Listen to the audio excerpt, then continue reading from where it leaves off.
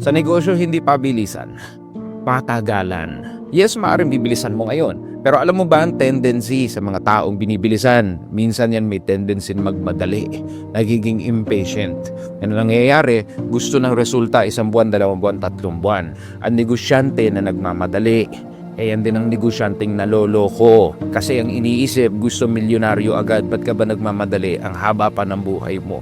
Ako naniniwala na ang tagumpay sa negosyo, sa patagalan. Yung tipo 5 taon na hindi ka pa rin sumusuko.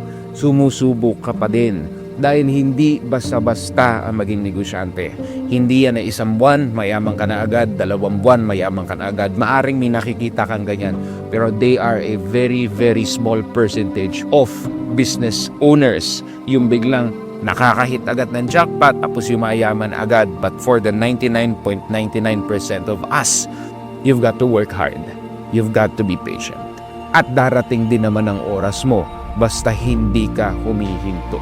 Kung hindi mo makuha sa 5 araw, sa 10 araw, makukuha mo yan sa 1 taon. Pag hindi pa rin, o sige, try mo, 2 taon. Sabi ko nga, lahat ng bagay nakukuha sa oras. Kaya naniniwala ako, sa negosyo, hindi pabilisan, patagalan.